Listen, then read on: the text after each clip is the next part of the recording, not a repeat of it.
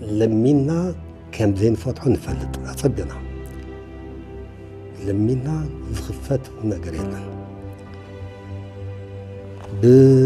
لمينا بجاهم دولنا إلنا زين فتحوا معنا نفلت بحيلنا خم صور دمان عملنا كن صوروا يادنا ننوينا أنا تجري مع عائلهم بتعمي بحصير زخنا جماد يوم أساسي رمانيرا هذا توشت زنورة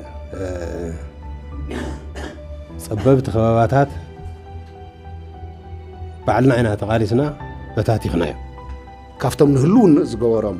قالسات زل على بوتا حساب زبزلنا زل على بوتا زو هوانا مخت وزي تخايدو سبات كم دي عين مكران قفعنا بالأول اليوم تدوريو عشان نفهم شعيرهم كوز يخلوا ملكه تصبيو زي تكل هستقراي شعيروتي هستقراين مريض ودب وحاتين من هستقراين عبد الجز اللي يكون عوشتي حزبي كل ببعامو نتام زمصو ناير في امتحانات كمان مصاصهم كم تتفلت واحد تقبلهم تحدى سميرهم ودأته كل تمقيلهم تحدى ندو تحدى نسمين توتين أنا مودعتها جمادي اعترافاتهم ذلا تنبزحات جمادات وشت زنوران ناتبتخان تودين عزيزة زي الله فنجي إذا حزم الله فنجي صوت ذلو أو إذا ما فندي كلوتي ككل العلي حزب تجري تايز أكل حياة المغانو نما علي مليسة كم هزوي كدنا كحقوس كم تجري وايز جبرني نايم خطأ جزء قال سخام ودأت وإنه صح هذون كل عام خام المات كات أنا غير كا خد كسل ناخم تقصل أمنتي صناعي حبير كات قاليسكا نتسجم بملؤنت مملأ خمس قال زرقاقص سنة لبناوي صنعت حزب تجري نيريو زبالة صح حجة رقاقصنا لنا فلما قرأت يابلنا زحلفنا يمغتن قالسن من قصاتاتنا خمينا خنقلص نخد كساب حزلو غعزو قالسنان اطقالت زنارو غعزن انتاي يمثل كما جمر بزيك ندمر حدش عامت تجمر على محلتي كنت نقنا من حدش عامت ورحينا زلنا ስለዚህ أدم خلو ملا حزب تجري ملا سراويت تجري እንኳን አዝ حدش عامت ذي بسلام السجاجرنا كفل يدلي بسترفة تي أطنا فتحتهم متات حتى بتاع حافشاوي سفيح إيو أو حصير على محتت لازم كمل لسذك على يكونن كل حسيب كون بحد جزيت تزارو يكونن تعاقاقينا قن ذكاء لنا كنبن كجمبر تي آلت زي حزب تجري ملأ تاريخنا آلت تاريخي أبز حلفو درجي نمدم ساس تجورنا عصرت شعات عمتات آلسلو حجد ما قت إموزل آلسلو تحجد قت إموزلو الشجر مو جاز جور زل آلسي بعينته قد محزي قت إمامو كاز نورو آستات بعينته بتحسته بعلامه ون استفلأيو زغراي هلو إنه كراجع سعري جبر نيرو ملا تاريخنا قالسي تاريخي كم تقدم إلى زغلتكو تحجز الله كافتي حلو فاز في الليل مغنيات ولا كافت زحلفة عصرت شعات عمت استجور عالس زجور حزب تجري زجور عالس في الليل وحدا زحلف وعالستات في الليل وانت زحلف أنا عصرت شعات عمت عالسي مثل من رجع زجور زنبر عالسي مثلوا الرجاجيس معرض نتاوي حدنت الرجاجيس هاجر نمسرة زجور زنبر عالسي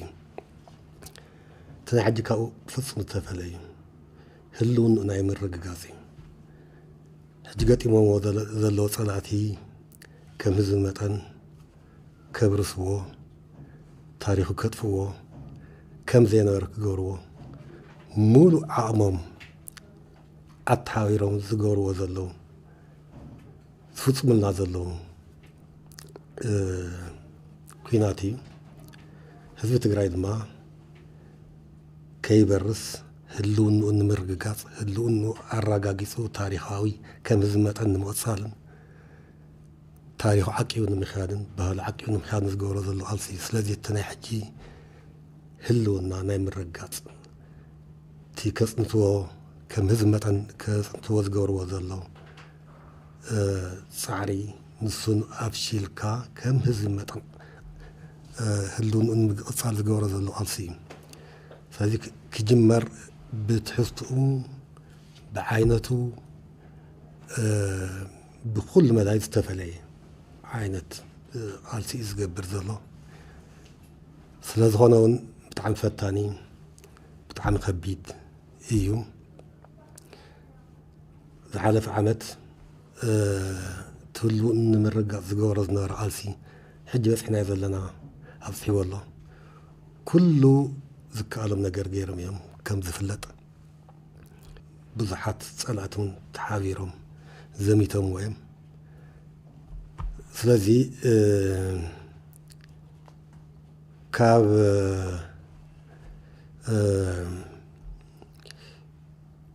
كل نجارو كم كله كجبر زكال غيرهم تي زنورة هزز ورص منقستهم كاب زنورة مقامتي كلاك غيرهم ويم كله تسرعتهم زك أفراري سموهم كاو حالفهم كل تكالاتهم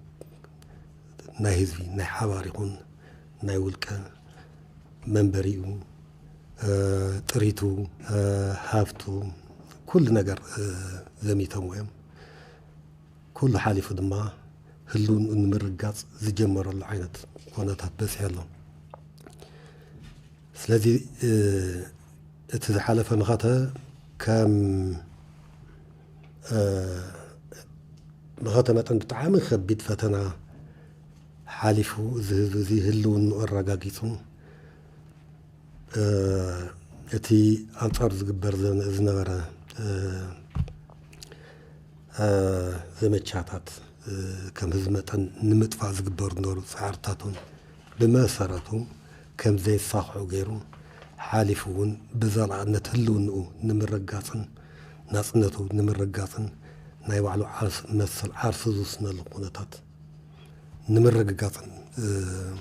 كل ذكا على قعزز تتعطانا خير زوصنا القونتات بس حلو سلازي تمخاتا بقلل أف درجة زي زوس حيكونن كاب خبيد ناي هيوت ناي سدرا مبتان ناي بزحات زيقاتات تقراي هيوت محلاف مشفشاف كله هابتو مبراس زيات حالفهم كل زي تقالي صدمة ما أنا عايز جمر له أن صلاعي زنورو ناي متقع تخلو ناي مقبار تخلون محتاج زي جمر له درجة بس حلو زيك بالزخل بحافش تي مخاتا عم انتهي بس حلو مالت حجي أب كما يلو زبل ترينا بتقولوا له كاب نتأفدن هلو كاب صنتانا هلونا تشغاغيرو له مالك علي هذه حزب تግራይ هلونو انتنا أسراقيص الله كمت مجمريا خمزر تفقوا زوفرو اتسخع لمن عاب هلونو زرقاقص الله درجة بصيح الله كماي نيروت ماختا ناوزي كماي بصيح انت توهلو تستقلص اي من الواتون كمان مجزين لعلي كبيد فتنا ዘጋጠመሉን ዝለዓለ ዋጋ ዝኸፈለሉን መኸተ እዩ ኢልካ ክግለጽ ዝኽእል እዩ እቲ መኸተ ወሰን ዘይብሉ ህዝቢ ከም ህዝቢ ከም ዘይነበረ ንምግባር ስለ ዝነበረ ብኩሉ ገጽ ፈታኒ እዩ ነይሩ ኣብ ህይወቱ ኣብ ጥሪቱ ኣብ ታሪኹ ኣብ ሃይማኖት ኣብ ኩሉ ነገሩ እዩ ፈቲንዎን ህዝቢ ትግራይ እዚ ፈተና እዚ ድማ ከቢድ ዋጋ ከፊሉ ህልውና ኣረጋጊጹ ኣብ ዝሓሸ ደረጃ በፂሑ ኣሎ ስለዚ እቲ ከይዲ ፈታኒ ምንባሩን ሕዚ በፅሕናሉ ደረጃን በዚ ክቕመጥ ዝኽእል እዩ ኣብዚ ክንብሎ ንኽእል ዝኾነ ምድላዋት ክመጽእ ዝኽእል ፀገም ኣብ ግምት ኣትዩ ከም ህዝቢ ከም መንግስቲ ከም ውልቀ ሰብ እውን ኣብ ኣእምርኡ ዘዳለዎ ነገር ነይሩ በዚ ደረጃ ተሓባቢሮም ናይ ሃገርካ እትብሎ መንግስቲ ምስ ናይ ጎረቤት ሃገራት ሓቢሩ በዚ ደረጃ ክመጽእ እዩ ዝብሉ ግን ዝገመቶ ኣይነበረን ምናልባት ግጭት ክህሉ ይኽእል እዩ ምስ ክልላት ምስ ወሰን ምስ መሬት ዝፍለጥ ነገር ነይሩ ከም ህዝቢ ከጥፍእ ዝለዓል መንግስቲ ይህሉ እዩ ኢልካ ኣብቲ መጀመርያ ስለ ዘይተገመተ ሕዚ እውን እቲ ጉዳይ ኣዕርዩ ከቢድ ይገብሮ ነይሩ ድሕሪ ዝተወሰነ ግዜ ግን ነዚ ክኢሉ እቲ ህዝቢ ደቁ ንብረቱ ኩሉ ነገሩ ዘለዎ ሃፍቲ ዘለዎ ዓቕሚ ብምልኡ ኣረባሪቡ ያው ናብቲ ሕዚ በፂሕናዮ ዘለና ደረጃ ዓንተ ወይ ዝተገልጸ ጸላኢ ናይ ህዝቢ ትግራይ ናይ ምጥፋእ ተኽእልኡ ኣብ ዝተመንጠለሉ እዩ ዝቐረዩ ናይ መሰል ዓርሰ ውሳነ ናይ ዝተርፉና ቃልሲ ኣለዉ ግን ህዝቢ ትግራይ ህልውንኡ ኣረጋጊጹስ ናይ ዝቕጽል ከመይ ከም ህዝቢ ንቕድሚት ይዓቢ ንቕድሚት ይቕጽል ናይ መሰሉ ናይ መንነቱ ጉዳይ ዝኸውን እምበር ከም ዘርኢ ዘጥፍአሉ ዓቕሚ መንጢልዎ ይርከብ እናዚኡና ክንብል ንኽእል ክሳዕ ሕዚ ዘሎ እቲ መኸተ ዝኸዶ ርሕቐትን ውፅኢትን ንህዝቢ ትግራይ ካብቲ መሪር ጸልማት እና መንነቱ ዝፍተነሉ ናይ መኸተ ቃልሲ ብጽኑዕ ቃልሱ እዚ ዓመት እዚ ኣጠናቂቑ ኣብ ሓድሽ ዓመት ተሰጋጊር ኣሎ ሕዙን ብጽንዓትካን ጅግንነትካን እንኳዕ ደስ ይብለካ እየ ክብሎ ዝደሊ ቀጻሊ ዝሕዚ ንኣትዎ ዘለና ሓድሽ ዓመት ድማ ናይ ዓወትን ሰላምን ልምዓትን ክኾነሉ ይምነ ካሊእ ህዝቢ ትግራይ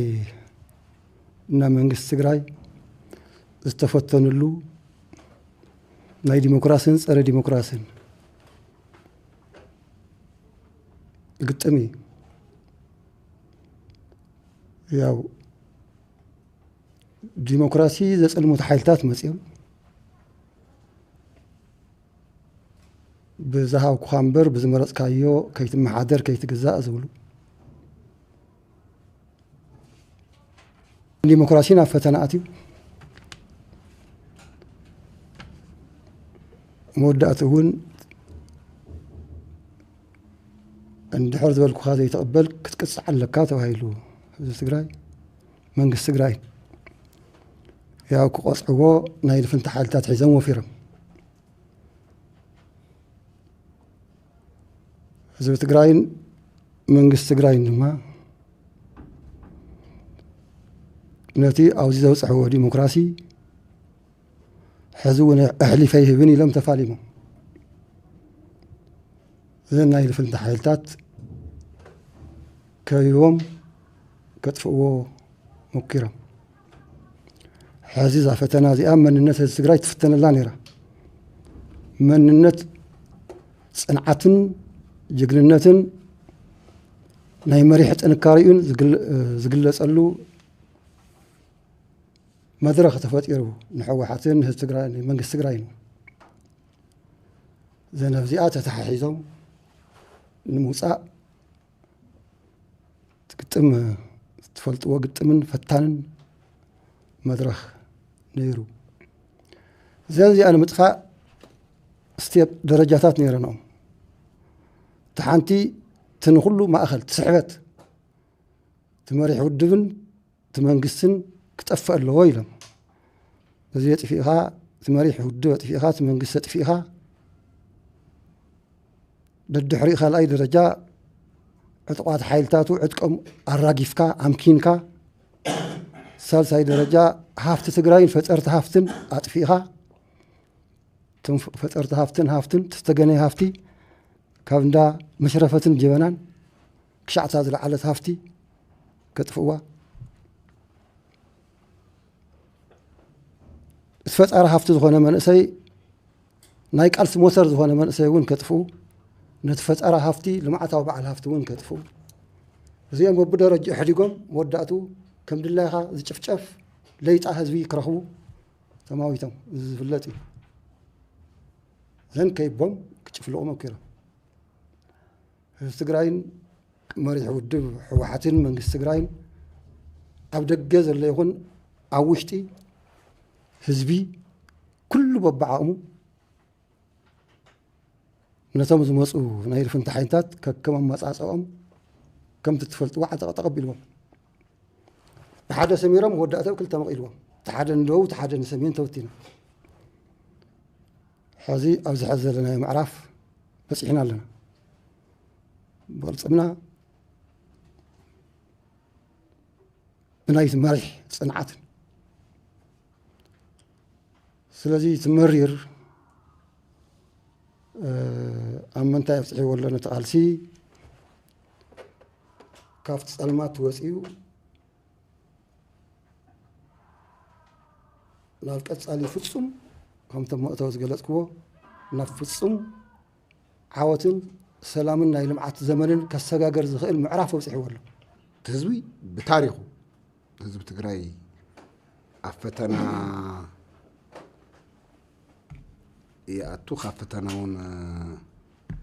بب مدرخونا يوعلو أول دبانا يوعلو مرارحة عند فترة هلون الرقابي تصنع هزبي بتاريخه قدم ولدناون استفلا عليه فتناتات يقطمهم عين بركخن زبل هزبي عين بركخن خالي هزبي ناي خالي هزبي هوات نبرات تري جزءات نمحزونا يكون ناي وعلو هلونا حلي يصنع هزبي بتاريخون حد أقرب أيوان بناتنا عد مكواخ بعصر شعات ثمانين ما سنت شوعتن كسب 83 كبيد برتاو قالس زكايد تحطو فلتيا ቋንቋና ባህልና ታሪክና መንነትና መሰል ዓርሰ ውሳንና ይትምኩና እዩ ከም ህዝቢ ኣብ መሰረታዊ መንነትና ህዝቢ ዘይዳራደር ህዝቢ በማጻጽውን ሕጁን ተፈተና ንስዩ ገጢሞ 17 ዓመት ሙሉ ተቃሊሱ ኣፍታሕ ዝኻደትና ሃገር በመሰል ዓርሰ ውሳኒኡ مسارات نمعرنا توحدنا كأنا وعلى استواء صورنا جوارا صنيح خمس بي حجون الساعة نفتنا مسيا تبزح على في إيوان باب مدرخو نمنا تنبي إلو حدنا تحليو خمس بزي صنح الله تاريخ ومتعطى للزبن فتناتيا للزبن بزح على في عمتنا فتنا خاط خلو قربت ما خد خمتو بصص ولو كبيديو زخبر له مخنيات نتهزبزي نتهزبزن قصاص ابز خلل زلو بوليتيكاو مرحنت يكون ودب يكون مات منغس يكون بملو التقالاساي زلعله سقات سلازنورم دارغا انترناشنال ملكع زلو تحسو زلو ناي كبابا سرح ام سريع طعم بزقرم من قدي ابز عالم حج زلو زلعله تكنولوجي تطقيمهم بمريت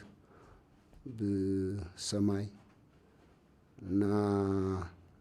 مزنا برنا مدلاون عرين ايش تيزبها الحيلي بت تهاجر زلوا حق منقستي بحق زفتح فتحي بزبل اخول مدلاو زي قبرنا له ዘግርም ዓይነት ከበባ ገይሮም እዮም ናብ ሽግር እትዮም ፖለቲካሊ ክፅላእ ገይሮሞ ኣድሒሮሞ ሌጋል ካብቲ ሕገ መንግስቲ ወፃእ ሕጊ ናይቲ ሃገርን ናይቲ ክልልን ጥሒሶም ሞራል ከዓ ሳይኮሎጂካል ብጣዕሚ ከቢድ ዝኾነ ፅዕንቶ ፅላኣት ኣብዚ ህዝቢ እዚዩ ኣብ መሪሕነቱ ኣብቲ ህዝቢ ኣብፅሖም ፊዚካል ከዓ ሚሊተሪሊ ምንም ዘይመጣጠን ሓይሊ ገይሮም መጀመርያ 360 ዲግሪ ድሕሪኡ ስጥሒሶም ምሳኣተው እንዳፀው ኣብ ብጣዕሚ ዝተወሰነ ከባብታት እዮም ነዚ ህዝቢ እዚዩ ናብ ሽግር እትዮም ዳርጋ ብምሉእ ትግራይ ኩናት እዩ ነይሩ እና ከቢድ ፈተና ነዚ ፈተና እዚዩ ኣብ ዝተፈላለዩ ምዕራፋት ኣብቲ ናይ መጀመርያ ኣብ ኩሉ ግንባራት ብኩሉ ዓይነት ክግበር ዝኽእል ነገር ብምክልኻል ይኹን ብፀረ መጥቃዕቲ ክከላኸል መኪሩ ኣይተኻእለን ግዝያዊ ዝኾነ ናይ ፅላዕልነት እንዳመፀ ምስከደ ንባዕሉ ከም ብሓድሽ ናይ ሰርቫይቫል ምዕራፍ ኣትዩ በተለይ ታሕሳስ ጥሪ የካቲት ኣከባቢ ድሕሪኡ ካብ መጋቢት እንድሓር ከዓ በዚ ካልእ ትሕቶ ቦትኡ ስለ ዝነበረ ናይ ግዜን ቦታን ጉዳይ ተዘይኮይኑ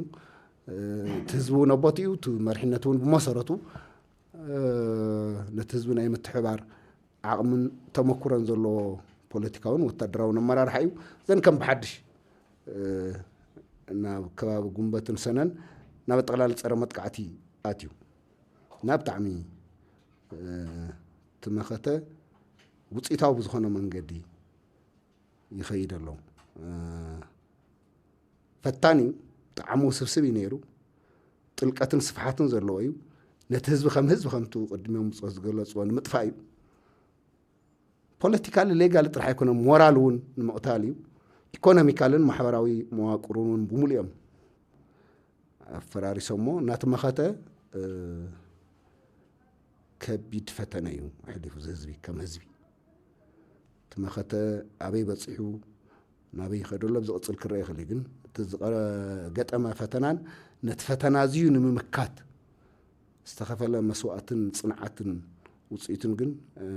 ምናልባሽ ኣብ ታሪክ ህዝቢ ትግራይ ካብቶም ንህልውን ዝገበሮም ቃልሳት ዝለዓለ ቦታ ክሳብ ዝብ ዘለና ዝለዓለ ቦታ ዝወሃቦ ናይ መኸተ ጉዕዞ እዩ ተኻይዱ እቲ ዝሓለፈ መኸተ ክልተ መሰረታዊ ነገራት ዝረአናሉ ይመስለኒ ሓደ ሰባት ወይ መራሕቲ ኣብ ልዕሊ ህዝቢ ከምዚ ዓይነት ጭካነን ግፍዕን ክፍፅሙ ይኽእሉ እዮም ኢልካ ዘይትፅበዮ ግፍዒ ኣብ ልዕሊ ህዝቢ ትግራይ ክውስንን ክትግብርን ዝረአናሉ እዩ ከምቲ ዝተባሃለ ዝኾነ ሽግር ይፈጠር ዝኾነ መከራ ይሃሉ ሰባት ኣብ ልዕሊ ሰባት ክፍፅሞ ዝኽእሉ ግፍዕን መከራን ከም ሰብ መጠን ክትሓስቦ ከለኻ ሰባትስ ከምዚ ክጭክን እዮም ኢልካ ብፍፁም ዘይትግምቶ ዘይተሓስቦ እዩ ህዝቢ ትግራይ ገጢምዎ ኣብ ዝሓለፈ ስርዓት ዝሓለፈ ናይ ደርጊ ስርዓት ተጋዲልና ኢና ህዝቢ ትግራይ ተቃሊሱ እዩ ብዙሕ ግፍዕን መከራን በፂሕዎ እዩ እቲ ናይ ሎሚ ኣፈፃፅምኡ ብመሰረቱ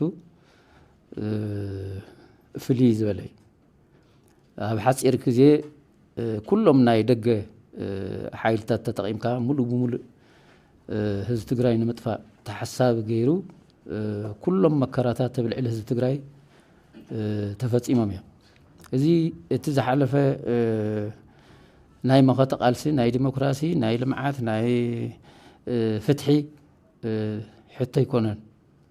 ናይ ከም ሰብ መጠን ናይ ምንዋርን ዘይምንዋርን ናይ ምህላውን ዘይምህላውን ጉዳይ እና ብመሰረቱ ሓደ መንግስቲ እየ ዝብል ወይ ዝኾነ ስርዓት ኣብ ልዕሊ ዘይጋታቱ ሽሕ ግዜ ፀረ ዲሞክራሲ እንትኾነ ግፍዓዊ እንትኾነ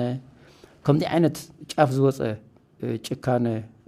ገጥም ኢልካ ግን ዘይትፅበዮ ገጢሞ እዩ ልዕሊ ትግራይ በቲ ካሊእ ገፅ ከዓ እዚ መከራን ግፍዕን እዚ ሰባት ከምዚ ዓይነት መከራን ግፍዕን ኣብ ልዕሊኦም ተደብርዩ ኣሸኒፎም ስዒሮም ክወፁ ይኽእሎም ኢልካ ክትፅበዮ ዘይትክእል ህዝቢ ትግራይ ስዒር ወፂ ሕጂ እውን ይስዕር ኣሎ እቲ መከራ ከቢድ እዩ أتي قفعي خبيديو أتي نايس أتي أنا جها كل عينة عاقمة تطعيم كخم هزبي نمتفا زخدوا من قدي بتعمي تلك الزلو كم تزولكو 500 أنا حاسيبك تجميت كهم زي جوري كل يوم صلاتي كا كتدالو ولا زي تخل كاب سبا زي تصبي سلز خونا بو درجاون كتدالو أي تجمت النات قفعي كبيديو كافتي قفع مكران نموس أهز تقراي زخيدو قالسي نابز درجة زي موسحقا سبات أكم دي عينت مكران قفعن كبابان أتيم هلون أمر رجاجيس ناب عاوت قسقس لزخولون هاي سعراي درجة هو عمل كهص بيه وخبدي سلزي هزب تقراي تحج بس صحج بس هو زر قالسي بحق المزراب كم تجرى لاي خوينة خم تجرى خوينة أبناء تجرى تاريخ أبناء تجارو تاريخ هنا أبناء زحلفة بعد ما أنا زحلفنا ناي قالسي ككل العلي حزب تجرى انتاج أكل حياة المهانو نبع عليه مليسة كم هزبي خدنا كحقوس كم تجرى وايز جبرني ناي مخاطة جزء دحري تحجز ولا سرعتنا بسلطان ممصا بزحات باتي زنبره حزبታት تقاليسهم مسرت وحق منግስታዊ ስርዓትና ተማሕደሩ ነይሮም እዮም ስርዓት እዚ ሕገ መንግስቲ ንምጥሓስ ኣብ ዝኸደ መንገድታት ኩሎም ኣጋጣሚ ናይ ሶማሌ ክልል መንግስቲ በኃይሊ كبلكلو كاب سلطان كوجد كلو أما كلاكيا ناي كونسل أول كوينة يشرح نيره أفتكزيس ومسارته زي صار حاجة من قصة لزخانة تقايم ناين صار حاجة من قصتي صار حزبيو حدا حزب زمارات من قصة شو حاجة زي شجري هلوه حزب بعلي هو قد زخل حزبي زهاو سلطان وي حزبي زمسرته منغستي كوغر زخل بحزبي سلازي تخكل يكونن لنا نقاوم الغزي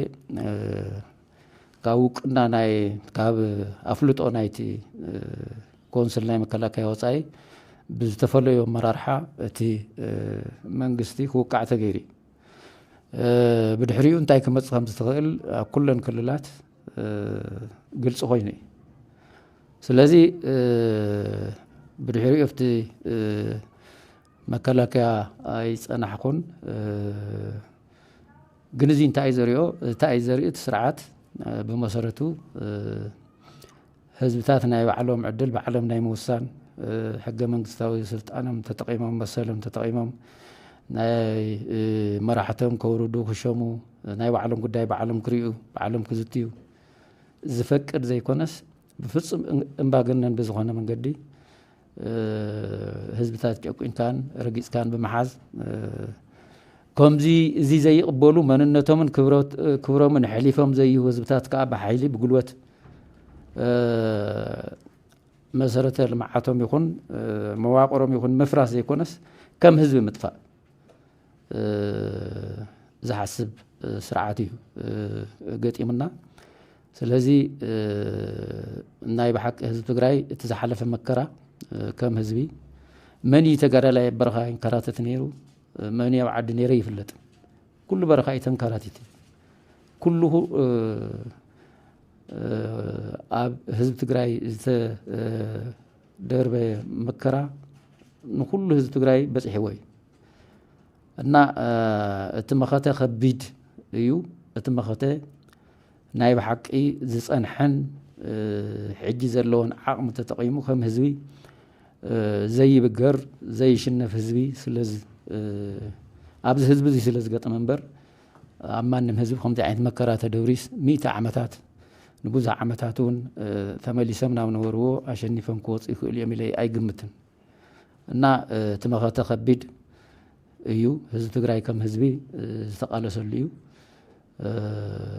ናብዚ ደረጃ ዝኸኣበ በፂሕ ኣሎ እቲ ሕጂ በፂሕናዮ ዘለና ኣብዚ ሕሸን ቀጻሊ ናይ መኸተ ጉዳያትናን ናብ ዝለዓለ ዓወት ዘብፅሕ ምቹ ኩነታት በፂሕና ኣለና ኢለ እየ ዝግመት ብዘካየድናዮ ዕውት ቃልሲ ጸላኢ ካብ ዝበዝሕ መሬት ትግራይ ተጸራሪጉ ወፂኡ ኣሎ ካብዚ ሓሊፉ እውን ኣብ ካልኦት ከባቢታት ስዒብና ጸላኢ ንምድምሳስ ዝኽእል ዓበይቲ ዓወታት እውን ዓቲርና ኣለና ሓደ ክሳብ ሕዚ ዝረኸብናዮም ዓወታት ንቅድሚት ዝህልዎም ትርጉም እንታይ እዩ ካብኡ ቀፂሉ እውን ምስዚ ብዝተዛመደ ቃልስና በየናይ ብርኪ በፂሑ ኣለኸ ክንብል ንኽእል ብዘካየድናዮ ዕውት ናይ መኸተ ስራሕቲ ኣበይ በፂሕና እንተኢልካ እንታይ እዩ ተሸጊርና እንታይ ኢና ተጸጊምና እንታይ ኢና ሲኢና ነርና እንተኢልካ ፖለቲካዊ ስልጣን ህዝቢ ትግራይ እዩ ብዘይ ኣገባብ ተደፊኡ ጸኒሑ ሕጋዊ ሕገ መንግስታዊ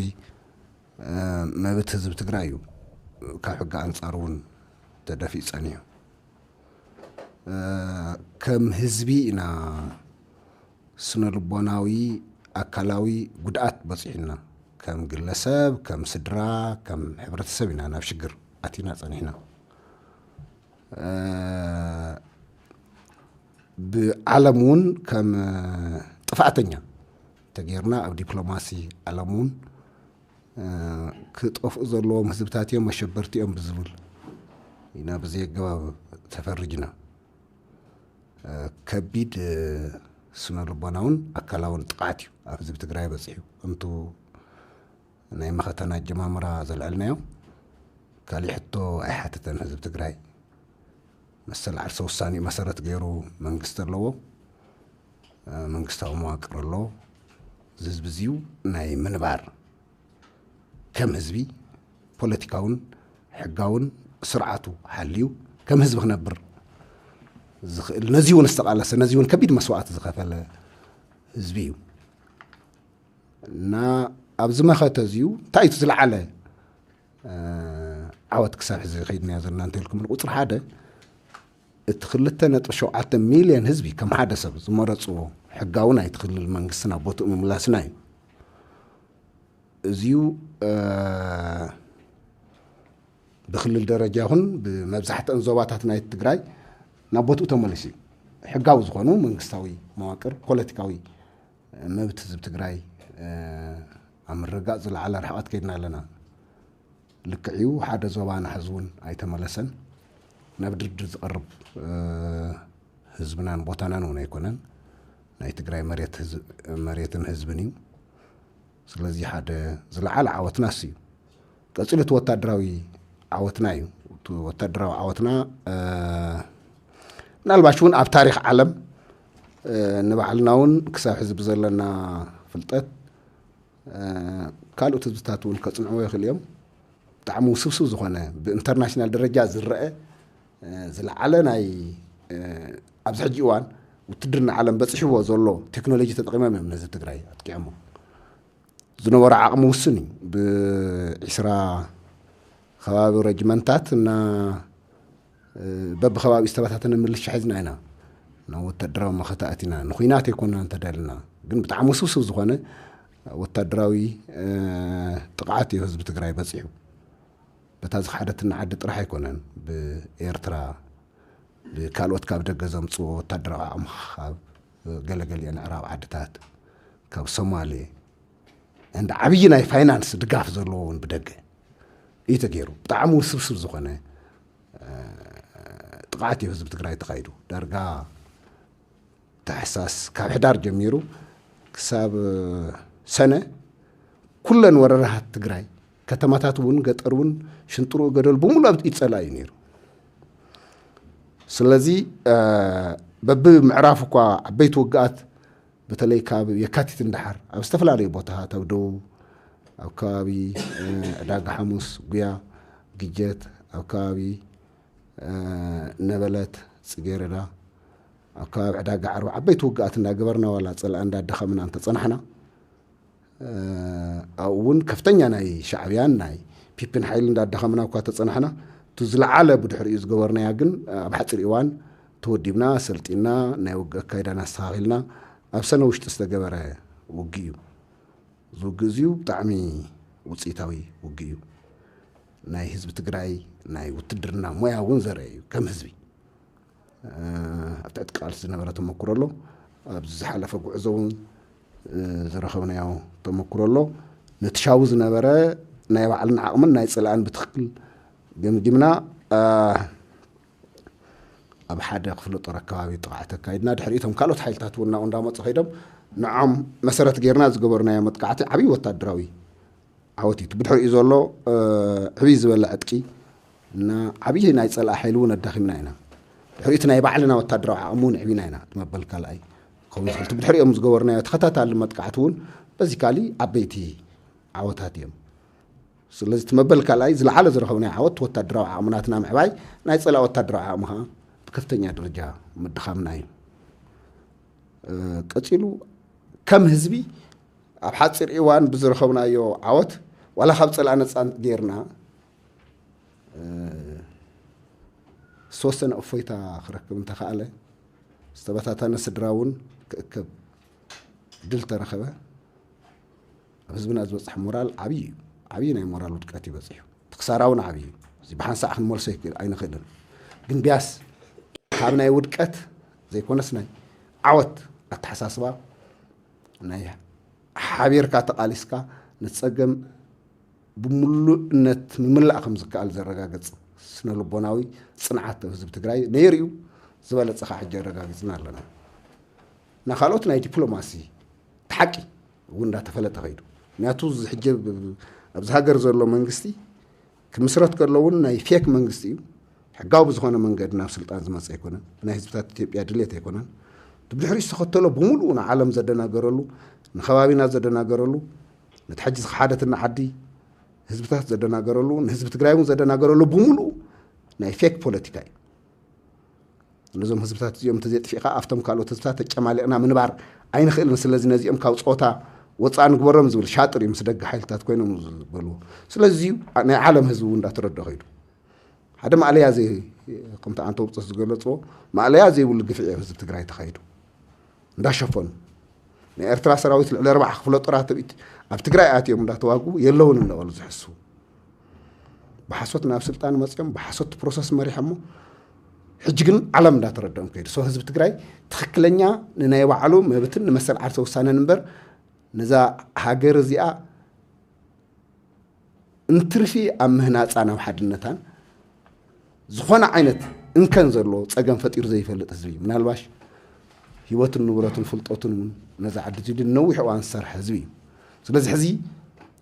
እቲ ኣሻጥር ናይ ፀላእ እውን እንዳፈሸለ ትክክለኛ ኣቋምን ኣካይዳን ናይ ህዝቢ ትግራይ እውን እንዳተረዳእ ዓለም ይኸይድ ኣሎ ስለዚ ተዓወታ እዩ እንተኢልኩምኒ ፖለቲካሊ ሌጋሊ ብወታደራዊ እውን እንተኾነ እና ብናይ ህዝብና ሞራል ምሕላው እንተኾነ ብናይ ዓለም ዲፕሎማሲ እውን እንተኾነ ዓብዪ ርሕቐት ከይድና ኣለና ኣብ ዝለዓለ ወታደራዊ ዓቕሚ በፂሕና ኣለና ንሕና ፀላኣይ ብጭቡጥ ንህልውና እየ ኢሉ ዝዛረበሉ ንሕና ከዓ ህልውናና ኣረጋጊፅና ፀላእ ደምሲስና ዘላቒ ዓወት ነምዝግበሉ ጉዕዞ ኢና ዘለና ተጋሩ መእተውን መውፅእን ኣስኢንካ ብኩሉ ከባቢ ፈፂምካ ብጥሜት ናይ ምጥፋእና ከምኡ እውን ዝተፈላለዩ ናይ ፕሮፓጋንዳ ወረታት ልንዝሕሉ ኩነታት እዩ ዘሎ ዝኸዚ እዋን ብፍላይ ሕዚ ምስ ሰራዊትና ተዛሚዱ ካብ ሓደ ቦታታት ናይ ብምምሕያሽ ናይ ቦታ ለውጢ ክገብር ተሎ ከም ዝተሰዓረ ዝመስሉ ዝተፈላለዩ ፕሮፓጋንዳታት ዝንዝሕሉ እዋን ኢና ዘለና እሞ እዚ እውን ብፍላይ ኣብ ህዝብና ናይ ምድንጋርን ስግኣትን ኩነታት ይፈጥር ኣሎ እዚ ከመይ ብጭቡጥ ብርግፅ ሰራዊት ትግራይ ዘለዎ ዓቕሚ ሕዚ እንታይ እዩ ፀላእቲ ሙሉእ ብምሉእ ኣብ ናይ ምድምሳስ ሙሉእ ዓቕሚ ዝወነነ ድዩ ፀላኢ ሓሶትን ምድንጋራትን ሕዚ ኣይኮነን ጀሚርዎ ካብ መበገሲኡ እዚ ስርዓት እዚ ኣብ ምድንጋር እዩ ዝብገስ ኣብ መጻጽኡ እውን ኩሉ ተመሊስና እንተዘኪርናዮ በብግዜኡ ዝነበረ ኣብ ምድንጋር ዝተመስረተ እዩ ሕዚ ብዘሎ ጭቡጥ ኩነታት ብዙሕ ዘረባ ኣሎ ኣብቲ መጀመርያ ቅድም ኢሎም ኣብ ዝነበሩ ምዕራፋት እውን ተዘኪርናዮ መዓት ሓሰብቲ እዩ ዘሎ 10 ሰብ ተሪፎም 2-3 ግዜ ዝቐተልዎ ሰብ ኣሎ ዝማረኽዎ መራሕ ኣሎ ዘይበልዎ ነገር የለን እና ከም ባህሊ ከም መግለፂ ናይዚ ስርዓት እቲ ሓሶትን ምድንጋርን ዓብይ ዓቕሞም እዩ ድሓር ሓደ ሓሶት ሎማዓንቲ ይብትኑ ንሱ ገና ሰብ ሰሚዕ እንተይወድእ ካሊእ ሓሶት ድማ ይመፅእ እንተይተፃረየ እንደገና ካሊእ ይመፅእ ከምኡ ኢሉ እዩ ዝቕፅል ዘሎ እቲ ከይዳ ነዝርድኦ ከምኡ እዩ ስለዝኾነ ብፍላይ ሕዚ እቲ ሕጂ ዘለናዮ ኩነታት ከምቲ ብፆት ዝገለፅዎ ኣብ ሓደ ልዕል ዝበለ ደረጃ በፂሕና ኣለና ሓፂሩ ከም ዝተገለፀ ህዝቢ ትግራይ እንተነኣሰ መብዛሕትኡ ናይ ትግራይ ከባብታት ነፃ ገይርዎ ኣሎ ከም ድልየቱ ዝንቀሳቀሰሉ ኮይኑ ኣሎ ኣብ ብጣዕሚ ፀበብቲ ከባባታት ነይሩ ሕዚ ብጀካ ሓደ ዞባ ከም ዝተባሃለ ኣብ ኩሉ ተንቀሳቂሱ ባዕሉ ተመሓዲሩ ንፋስ ናይ ሓርነት ንፋስ ረኺቡ ኣሎ ካብኡ ሓሊፉ እውን እቲ ኩናት ካብ ትግራይ ወፃኢ ገይርዎ ኣሎ እቲ ኩናት ካብ ትግራይ ወፃኢ እዩ ዘሎ ካብ ትግራይ ወፃኢ እንዳኾነ እንትኸይድ ዘሪኤካ እቲ ናህና ልዕልነት እዩ ምክንያቱም ካብ ትግራይ ብቐሊሉ ክወፁ ይኮኑን መፅኦም ብሓይሊ እዮም ተፀራሪጎም ከይዶም ክሳዕ መወዳእታ እውን እታ ወንበሮም ንምክልኻል በብደረጅኡ ፃዕርታት ገይሮም ሕጂ ርሕቕ ዝበለ ከባብታት እዩ ዘሎ ብርግፅ ንሕና እቲ ከባብታት ክነመሓድሮ ወይ ክንወሮ ይኮና ንኸይድ እቶም ፀላእትና ኣብ ዝኣተውዎ ኣቲና ክነጥፍእ ግድን ስለ ዝኾነ እንኸደሉ ምክንያት እዚ እዩ ከምኡ ኮይኑ እውን ግን ከይድናዮ ዘለና ርሕቐት ቀሊል ኣይኮነን ስለዚ ናህና ካይዳ እቲ ቦታታት እንኸዶ ፀላእ ንምድምሳስ እዩ ሎሚ ይምችወና ኢልና ዝኸድናዮ ከባቢ ወይ ኣንፈት ካሊእ ግዜ ብካሊእ ዝጥዕመና እንተይልና ክንቅይሮ ንኽእል ኢና ክትቅይሮ እንተኮይንካ ከዓን ንድሕሪት ምምላስ ኣሎ ንቅድሚት ምኻድ ኣሎ ንጎድኒ ንየማን ንፀጋም ክንብል ግድን እዩ ሕዚ ምናልባት ተነብ ዝሓለፈ ሰሙናት ዝነበራ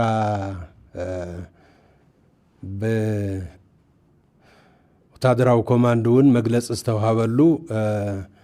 ሓደ ናይ ቦታ ምዕራያት ዝተገብረ ነይሩ እዚ ዝተገበረሉ ምክንያት ንባዕልና ክጥዕመና እዩ ተሕዚ ዘለና ኣላ ኩነታት ኣብቲ ሓደ ደረጃ በፂሕና ኣብኡ ኣብ ምድላው ኢና ዘለና ምድላውና ካብኡን ላዕሊ ኣብ ፀላኢ ዓብይ ጥቕዓት ንምፍፃምን ዝለዓለ ዓወት ንምምፃእን እዩ እዚኦም እንዳለወሉ ሰዓት ሓንቲ ኪሎ ሜትር ኣተና ወፃና ኣይኮነን ናህና መዐቀኒ ምንም ናይ መሬት ፃምእ የብልናን ካልእ ህዝቢ ክነመሓደር እውን ድሌት የብልናን ብዝጣዕመና ግን ቦታታት ክንቅይር ንኽእል ኢና በዚ መሰረት እውን እቲ ኣድላይነቱ በቲ ሰዓቱ ተገሊፁ እዩ ሕጂ እዚ ፀላኢ ከም ዓብይ ዓወት ዝረኸበ መሲሉ ብዙሕ ተዛሪቡሉ እዩ እሱ ጥራሕ ኣይኮነን ብግልፂ መዓልቲ ቀሚጦም እውን መቐለ ዝኣትውሉ ራያ ዝኣትውሉ ኣብ ኩሉ ቦታታት ኣብተን እንወልድያ ንቆቦ ዝበሃላ ቦታታት እውን መዓዝ ከም ዝኣትዉ ኣቕሚጦም እዮም መዓልቲ ግን ይረአና ካብታ ብድልየትና ዝገበርናያ ምምዕርራይ ወፃኢ ዘምፅዎ ለውጢ የለን ስለዚ እቲ ምድንጋራት ዝተለምደ እዩ ትሕዚ ዘለናዮ ኩነታት እንትንረአ ግን ከምቲ ዝተገለፀ ካብ ዝተሓተ ተላዒልና ኣብ ዓበይቲ ዓወታት እንዳሓፈስና ናይ ዕጥቂ ዓቕምና ኣዕቢና ናይ ሰብ ሓይልና ኣዕቢና ብኡ መጠን ናይ ሞራል ልዕልነት ኣለና ካብኡ ሓሊፉ እውን ናይ ብወታደራዊ ስትራቴጂ ክንብሎ ንኽእል ንምጥቃዕ ብዝጥዕመና ቦታታትን ኣቀማምጣን ሒዝና ኣለና ሕዚ ናብ ዝደለናዮ ንምኻድ ዘኽእለና ኣቀማምጣ ኣለና ስለዚ እቲ ዓቕምና በቢግዜኡ ይውስኽ እዩ ዘሎ እምበር ዝንካ ዓቕሚ የብልናን أجت أيو نقدمت كذا مالت انتاينا منتاي كنتاتنا زلنا زبل نهزبن كال مالت نهزب تجراين كال زملكتون كجلس أزدلي أبز حلفة أوارح دحر مبزحة تجراين ناس أموسو عرّي عبيت عمتاتنا وسعنا زينا ورنا عتكتات نايس على أحد جنا ناي وعلنا غيرنا يمينا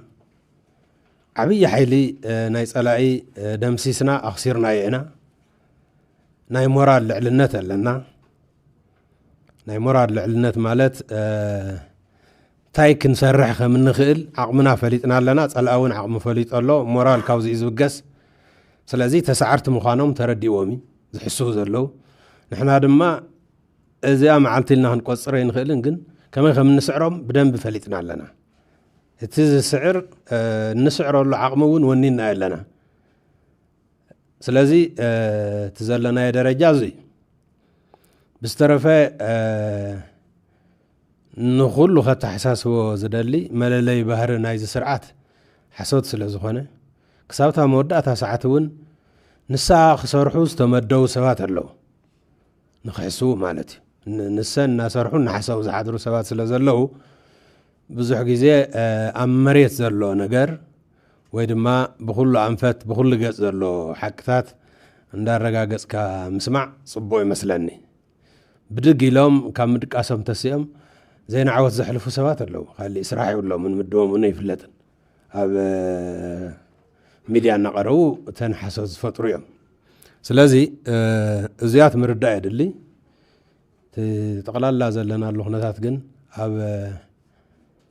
نابزل على درجة نابز حشة درجة نمخاد أب نحسولن أب صبوق مرالن لعلنا تنين نازلنا كوز استفلي حكيلن برقص حدا سمعنا نجار له سوون زوله بب معلتو زين عاوت مسمع زد اللي سوى له هزيت وقعت بزحات اليوم ببجزء خبر يوم تخينات جن نوح زي بحدك زز ودا يكون نتنوح خينات دما مدلاو يدلي زخونه سومنات كنتها زفطرو تخاتاتال وقعت كله يخليه بومت انجن እንደገና ተኸታታሊ ምድላው ያድሊ ኃይልኻ መውዳብ ያድሊ ጸላእ ምግምጋም ያድሊ ስልጠና ያድሊ ብዙሕ ነገራት አለው ፕላን ምግባር ያድሊ ብዙሕ ነገር ስለዝህሉ ንእሽተይ ሰራዊትና ኣብ ውሽጡ ዝገብሮም ነገራት ክህሉ ከም ዝኽእሉን ሰብ ክፈልጥ ኣለዎ ንኣብነት ዝሓለፈ ኣብ ወርሒ ሰነ ዝመጽእ ዓወታት ንሰለስተ ኣርባዕተ ወርሒ ንባዕልና እውን ካብ ጥፍኣት እናተ دحنتنا نحلنا أو خلنا عن زلع عقمنا أكمنا إنا صنعنا سلزي تدالينا أب صومن وبصومنات وشتي عبي سرحنا كل شعخهم عينت كسايز الله تدالو تسرح فلاي تحزن بس إحنا يزلنا مدرخ قرو فليز ولاي زلع على درجة سرح زحتتيو برقص كنصرحو نخيليو كندمانا يوعلو بهر سلازهلو از مدرخ زي نز مدرخ زمتن مدلاون نز مدرخ زمتن سراحن مسراحن بندالو لساعات وي وق زي مهلاو وي زينا زي محلافو عبي سخفتا خون يولن سلازي تقلال خنتاتنا بزحشه درجه خوينو نابزل على سراح من الواتون نابت عري ناي مودعتا نمنيو سراح نمدلاو بزحشه مورالن كنتاتنا لنا نمالي لا اسئله يكون نحسو انت حسنتلو كم حدا يوقع مثل تقمل مثل زدلي انت امزلو خزارو خلو أو وليا ويمارسا خاوي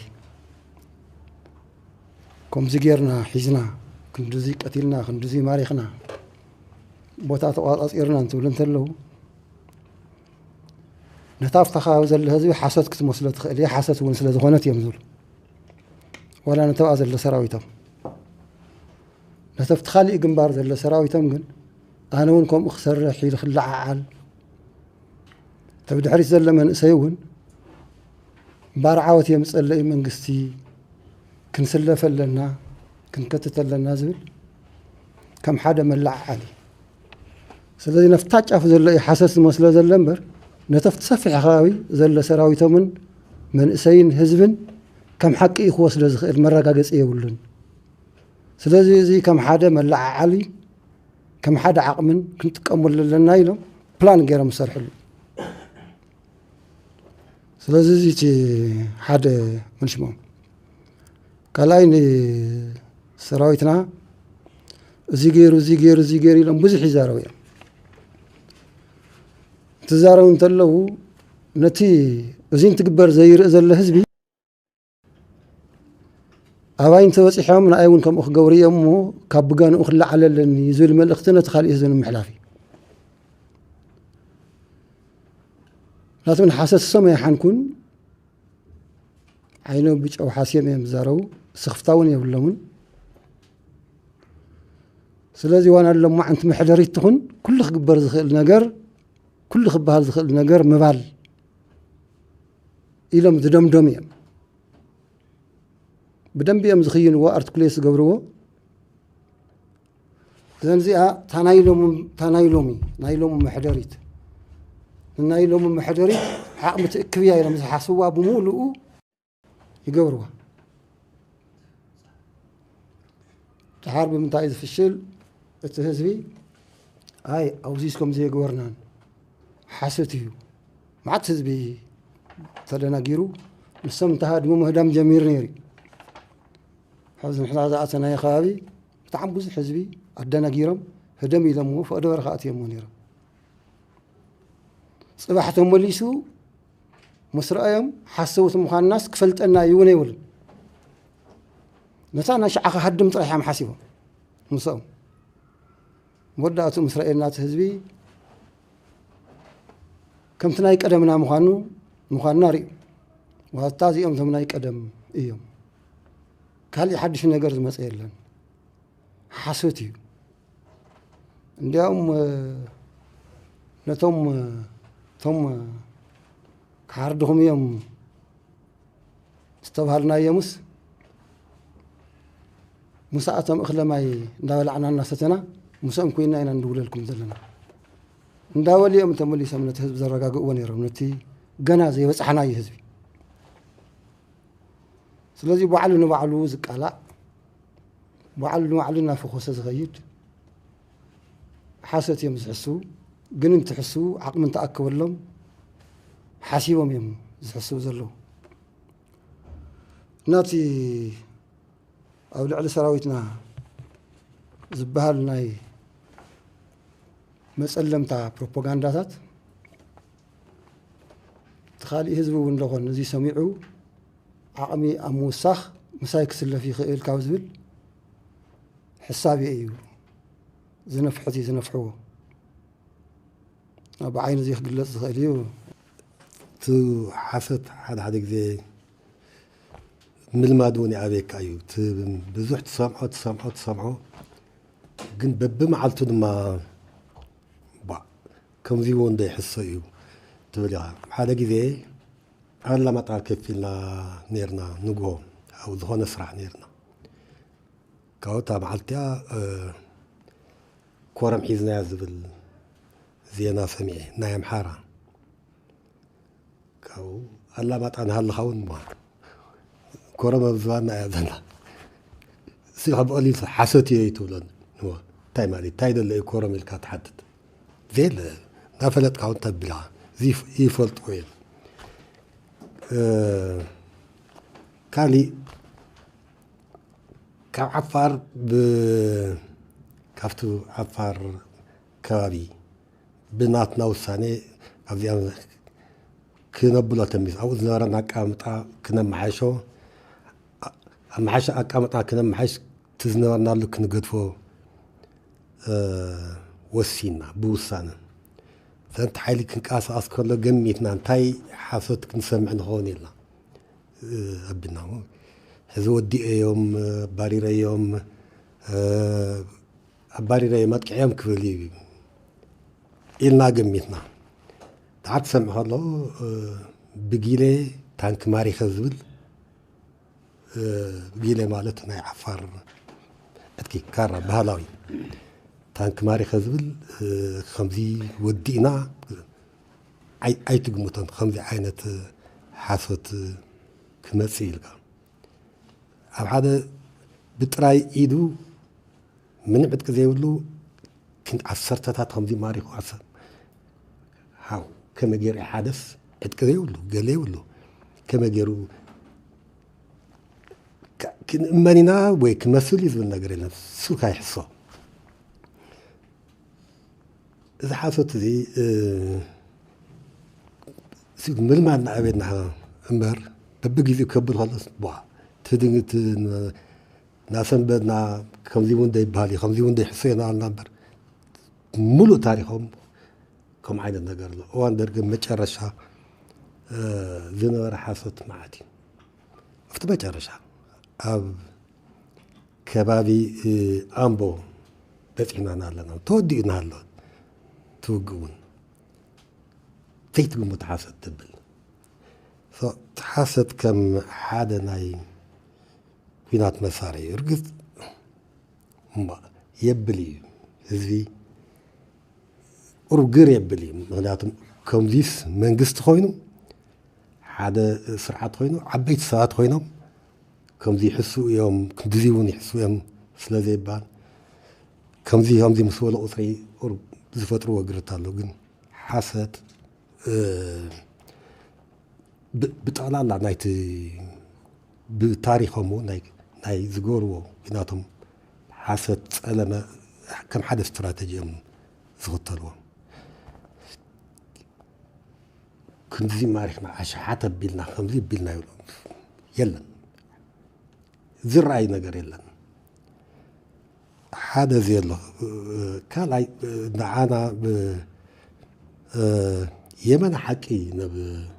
ነብል ዜና ዓወትና ከየጋነን ንጥንቃቕ ኢንፋክት ከመ ገይሩ ክንዚ ኢልና ብዙሕ ተኻቲዕና ኣዲስና ኢና ብዙሕ ግዜ ነብል ብዙሕ ነገርና የመና ሓቀኛታት ነው ሓሰት ኣብ ምግናን ሓሰት ከም ነውሪ ዓይነት ባህሊ እውን ኣለና ስለዚ ኣብቲ ባህሊ ስለ ዝኾና እንታይ ነብል ኢና ምፅላም ምሕሳው ገለ ብዛዕባ ሰራዊትና ዘሎ ፀለመ ኣብ ዓፋር ከምዚ ገበረ ከምዚ ቀተለ ከምዚ ጨፍጨፈ ኣብ እዚ ቦታ እዚ ከምዚ ገበረ ከምዚ ቀተለ ቢካት ሕዚ ትገገል እዩ ኣብ ቀረባ ንኣብነት ናብ በለሳ ካብ ዋግ ናብ በለሳ ዝኸይድ ቢንቶ ሰይሮም ወያነ ሰይር ኢሉ ካብኡ ተሰይሩ ዲኸ ዝብል ሕቲ ሓቲና ከምዘይሰበርና ንፈሊጥና ሰይሩ ወድዓ ከይኾነ ኢልና ፀኒሑ ድማ ባዕሎም እዮም ሰይሮምዎ ዝብል መፂና ክሳብ ሕጂ ሰዲድና ኣለና ተሰይሩ ዲ ተሰበረ ትከብሎ ምስ ባዕሮ እውን ተዛረቡ ባዕሎም ሰይሮምዎ ዝበልና እውን ባዕሎም ንሕና ንባዕልና ተሰይሩ ዲ እውን ገና ኢና ነረጋግፅ ዘለና ሓሰት ክስታይ እዩ ቅጥፈት ክስታይ እዩ ኩሉ ሻ ትርእይዎ ኣለኹም እቶም ልሂቃን ናይ ኣምሓራ ልሂቅ ዝበሃሉ ደራፊኡ ጎያይኡ ገጣሚኡ ኩሉ ተኣኪቡ ፈጢርዎ ኣሎ ዘመቻ ጀሚሩ ኣሎ ኩሎም ነዚ ህዝቢ እዚ ፀረ ህዝቢ ትግራይ ብምሉኦም ድማ እቶም ልሂቃን እዚኦም እዮም እቶም ኤሊት ዝበሃሉ ብዝተፈላለየ መልክዕ ኤሊት ዝበሃሉ እዮም ኣቢለዎ ዘሎ መድረኻት መዓት እዩ ድርሰት ግጥሚ ድራማ ቀልዲ እዚ ጎያይኡ ስፖርተኛኡ ደራፊኡ እዛ እዩ ደርጊ ኣፍታ ሻብታ መወዳእታ ዝድምሰስ መንግስቱ ሃይለማርያም ናሃደመ ናሃሎ እቶም ደረፍቲ ይደርፉ ነይሮም እዮም ፀረ ህዝቢ ትግራይ በቃ ንሶም ከድሕንዎ ዝደልዩ ስርዓት ኣሎ ከድሕንዎ ዝደልዩ ክዕቅብዎ ዝደልዩ ክቅፅልዎ ዝደልዩ ስታትስ ኮ ኣሎ ክመልስዎ ዝደልዩ ኣሎ ነገር ኣሎ ስለዚ ዝተኣናበረ ዘመቻ እዩ ከመይ ገይሩ እከል ከምዚ ኢሉ ከመይ ገይሩ ዓብዪ ሰብ እናተባሃለ ሽማግለ እናተባሃለ ወይ ፅቡቅ እናተባሃለ ዝበሃል ነገር የለን ክቅፅል እዩ እዚ ሓንቲ ነገር ምርጋፅ ዘድልዮም ግን ንኩሎም እዚኦም ክንስዕሮም ኢና ብምሉኦም ክንስዕሮም ኢና ጠቅላላ ከም ሰዓት መጠን ክንስዕሮ ብኩናት ብሓይሊ ክንስዕር ኢና ንሕና ከም ወታደራት ኢና ካብ መጀመሪኡ ነብል ነርና ብሓይሊ ክንስዕር ኢና እምበር ዘራይ ኣለና ከምዚ ጌርና ዝበሃል የለን ንኩሎም ክንስዕሮም ኢና ምስ ተስዓሩ እውን ግን ዘረባ ይቋርፁ እዚ እቲ ታሪክ ዝመስለኒ ነዚ ህዝቢ እዚ ነዚ ኩናት እዚ ንድሕሪት ኣይመልስዎን ዜራ እንታይ እያ ኣብ ምንታይ ኩነታት ኣሎ እቲ ኩናት ዝብል እዩ ብምንታይ ዝምዘን ኩናት ጠቕላላ ኣብ استراتيجياوي تبغسو ዝባሃል ነገር ኣሎ ኣብ ኩናት ኣብ መን ኢድ ኣሎ استراتيجياوي ናይ ሓይሊ ሚዛን ኣሰላልፋ ምንታይ ኩነታት ኣሎ እዚ ዝብል ክሻብ ወፍር ኣሉላ ዝነበረ ናይ ሚዛን ኣሰላልፋ ናይ ሓይሊ ሚዛን ኣሰላልፋ ቅድሚ ወፍር ኣሉላ ድሕሪ ወፍር ኣሉላ ከም ሓደ መናፃፀሪ ጌርና ንርኢ قدم وفر الله استراتيجي تبغسو ويم استراتيجي انيشيتيف بال اب تحتي صلاي نيرو نحنا ملو تغلغلتي هنا نيرنا تنا حيل ميزان استراتيجياوي ناي حيل ميزان اصل الفون ناب صلاي زازازو ينيرو دحري كيدو خيدو تقدم إذا قبرنا وقعت ناب وفري علولا بوفر علولا تسأل أنا مدمساس عوكينا هذه بدون قصد يكون قدم إذا قبرنا وقعت تدميرهم قدم إذا نورا صراحة تدمير ناقوت درجات هنا دعي وفر علولا كنا تعتذابي وتادراوي حيلي ميزان استراتيجياوي ناي حيلي ميزان السلف ملء بملء تذابي صوت اللعلنت وتادراوي اللعلنت اب ناتنا نير ناي حزب تግራይ نير ناي قالس حزب تግራይ ايو ازازي ابي دوكم زولو ناي فلط نير خمسك حرسينا خمزينا زعمزعنا وصينا كم على كوص حاسيو ما يكون وص دفافا الى ما يموت تذابي تني حيل ميزان سلازيت ناي حيل ميزان السلالفا تذابي استراتيجيكا تبغسو ابينا نيرو كيدم دجنا محراك خوني لهم حد محراك كيدم سلازي استراتيجي تو او مليسكات وديفكاس تني حيل ميزان السلالفا نمقيارن استراتيجيك تبغسو زبال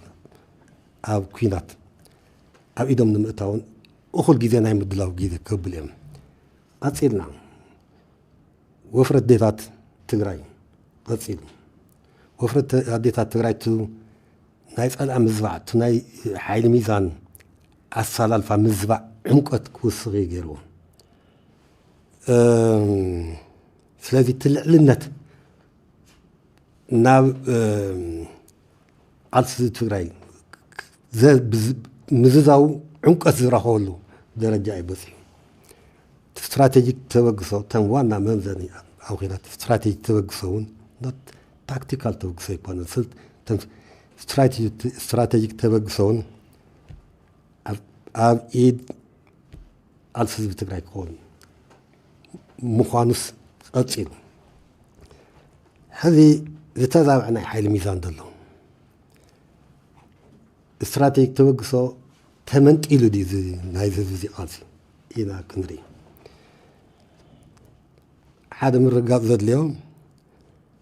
زلقنا يا بوتاتات الله بوسانا زلقنا ببعنا زلقنا نمنتع خمس زلقنا قلت غيرنا كنقدفو وسينا كنا معاشو زدلنا ما شاء الله نسو زقدفنا يلا بوسانا زقدفنا عاب كم زي سلطاوي نايبوتا تحضم معاش نقدمي تغيد دحري تغيد زير زيرو أصال الفتلوي تدل أي تلوطن استراتيجي توقصو تحدي قديو ذو سيدي أي تحدي قديو خلتي أنت بخلتي أنهم زين تاتي في بالظلام سلازي هذون استراتيجي توقصو أب تحتينا أبيدنا أي ظلام معاذ انتاي نقبر إنه سنوب بعنا إينا سألاي كل ذكاء غيرهم كتكفتيني كاب بتادا قام جيزي كاب عدم على كاب ولدها كبابي كسر كاب تو يمانا دوقع كسر كوصنا فتيني أي كلنون حدثي مع تاي نقبر نوصل بعنا هنا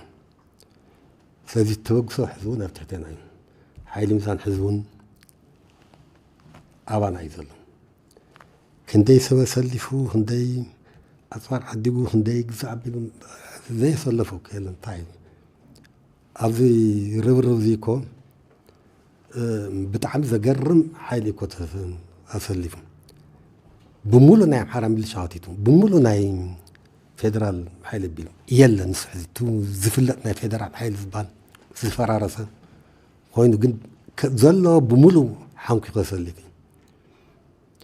عصرت تتشحت أختيتي تعم بزح أختيتي قالوا زبالنا يتعد من اللي شاطيتو ومين نايم حرام راح يكونن ناي أورموس ناي قزعت ناي كل خاون أسلي فومي قالوا زبالنا يتعد ناي كلن كلات فلي حيل تسلي فومي بسبب كعبل لنا فتين بأطرون حافظي زلوطنا حيل ميزان يلن ስለዚህ ጭቡጥ ኣብ መሬት ዘሎ ኩነታት ተለወጠ ነገር የለን ተን ካብተን ብናይ ባዕልና ውሳኔ ዝገበርና ወፃኢ ፀላእ ክልቆም ኢሉ ብጣዕሚ ተደጋጋምን ገዚፍ ሓይለ ሰሊፉ ብደንቢ ዝተወደወ ትልሚ ገይሩ ዝገበሮም ፈተናታት حنت ونف زبلت يلان زتعوتت يلان كذي أنصار تحاست استقانا جو بروباغندا تسلمة كاو بمولو كله هنا ونكاتات لنا كم هاجرنا من أبيتات تلوتنا قريلا و ጊዜ እኮ ከም ዘለና እኮ ይነበርን ከምቲ ዘለና ይነበርን ወይ ሓደ ነገር ክንገብር ዘለና ወይ ሓደ ነገር ክገብረልና እምበር ትሕዝ ዘሎ ኩነታት ነዊሕ ዝፀንሐ ኣይኮነን ስለዚ ኣብ ቀረባ ግዜ ነዊሕ ኣብ ዘይኮነ ግዜ እውን ዝረአዩ ካሊእ ሰራዊት ከምዚ ገይሩ ዝበሃል ክስታት መማዓት እዩ ከምቲ ዝተገለጸ بابا يحصر زتبلا نيرو تنقول لي غير أو تقرأ يزقورو قفعتات نصومون غيرهم يمضوا لهم ذي صار له نحنا ذي كنا نصومون ذي كنا خالي سالسة أكل ذي صار يوجي يوم كمسندي تحسطون كل نجار قلتنا هناك خيدنا ذي كل غل كم تجارو كم سراوي تقرأي كم منقصة تقرأي زبن تساقاري مدلاوي أبز وقت زيز قلت أمناس ألاتي تعين السألاتي أو أنا قد سأله قلت من الناس قلت سألان تعين السألاتي كل نقر كم هر الناس غير سلازي مدلاواتنا حجز لنا جبت أمري زلو نقر أقدمينا زلو صلاحي بمرأي طرح نود يكون كون لعلي كنحسب كون لعلي كل مدلواتنا عقمنا بقعتنا كنرئي كم زقبنا تحساب تغيرو يتم دلواتنا زفتش ስለዚህ እዞም ጸላእት እዚኦም ኣብ ሓደ ወቅቲ ተፈጢሮም ኣብ ሓደ ወቅቲ ክጠፍኡ ዝኽእሉ እዮም ካብኡን ላዕሊ ግን ምሕሳብ የለና ከም ተጋሩ ስለዚ እቲ ናይ ሰራዊትና ዓቕሚ እቲ ናይ ጠቕላላ ዓቕምና ናይ ምህናፅ ጉዳይ እዚ ተሓሳቢ ዝገበረ እዩ ካብቲ ዘሎ ዝሓለፈ ኣርሒቑ ዝርኢ ኮይኑ ይህነፅ ስለ ዘሎ ኮይኑ ይህነፅ እውን ስለ ዘሎ ማለት እዩ እና ሕጂ እቶም ጸላእትና ኣበይ ነይሮም ኣበይ ነርና ሕጂ ኣበይ በፂሕና እንታይ ተዓጢቖም ነይሮም እንታይ ተዓጢቕና ነርና እቲ ዝተባሃለ እዩ ብመሰረቱ ናይ ሓደ ውግእ መዛዘመ ወይ ናይ ሓደ ዓወት ናይ ሰዓራይ ናይ مسعرن ናይ ምሽናፍን ጉዳይ ኣብ ብረትን ኣብ ዕጥቅን ዝተመስረተ ጥራሕ ኣይኮነን ኣብ ስነ ልቦናን ኣብ ነቲ ዝሓዝካዮ ዕላማን ልኡኹን ንምፍፃም ዘለካ ወሳናይ ተሓሳስባ እዩ ስለዚ ተሓሳስባ እዚ ብሰራዊትና ኣሎ ንመሰሉ ንኽብሩ ንህልውንኡ ከም ተጋሩ እዚ ክብርታትና እዚ ክነምልስን እዚ ክብርታትና እዚ ክነኽብርን ኢልና ንቃልስ ዘለና ሰራዊትና እውን በዚ ደረጃ ተሓሳስቡ ንኩሎም ቅድሚ ሕጂ እውን ዝበድሆም ንቐፃሊ እውን ክውድሆም ዝኽእል ኩነታት ተማዕራሪ ዘሎ ሓይሊ እዩ ስለዚ ትዕጥቆም ዓጢቕና ያለና ካልእ ተተረፈ ከምቲ ናይ ቅድሚ ሕጂ ከም ናይ ሸውዓተ ሕጉም ከም ናይ የጭላ ንሶም መዳፍዕን ታንክታትን ሒዞም ንሕና ኸላሽን ሒዝና ኣሸንፍናዮም ኢና ሕጂ ከዓ ማዕረ ዝዓጠቕዎ ዕጥቂ ዓጢቕና ኣለና ግን ተወሳኒ እሱ ኣይኮነን እቲ ስነ ልቦና ናይቲ ሰራዊትና ስነ ልቦና ናይቲ ሰራዊቶም እዩ እቲ ሰራዊቶም ኣበይ ናይ ዕላማ እንታይ ዓይነት ዕላማ ሒዙ ብከመይ መንገዲ ተሰሊሁ እቲ ሰራዊትና እንታይ ዓይነት ዕላማ ሒዙ እንታይ ዓይነት ሞራል ሒዙ ተሰሊሁ እዚ ተወሳኒ ዓቕሚ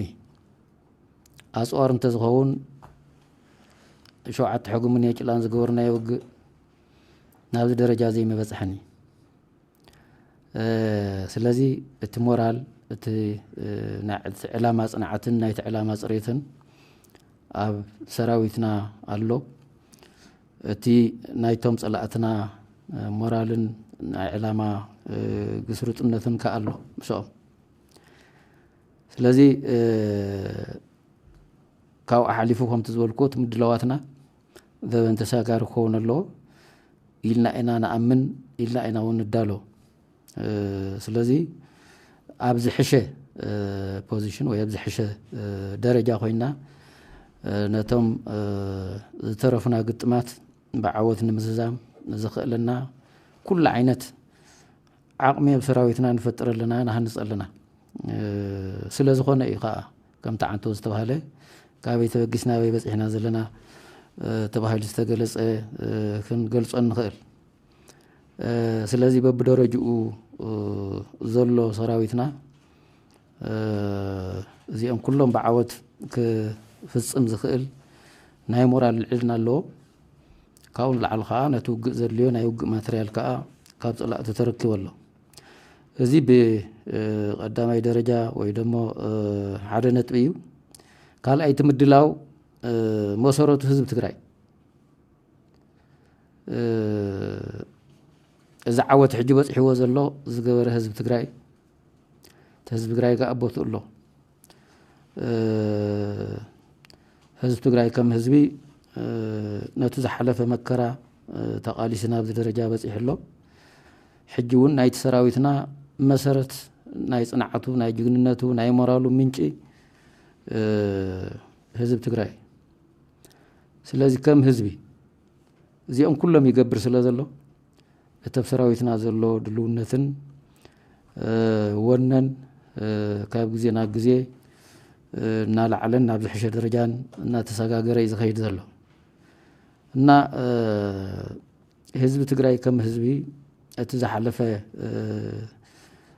ናይ 7-8 ወርሒ ቃልሲ ናብ ደረጃ እዚ ክበጽሕ ዝገበሮ ሰፊሕ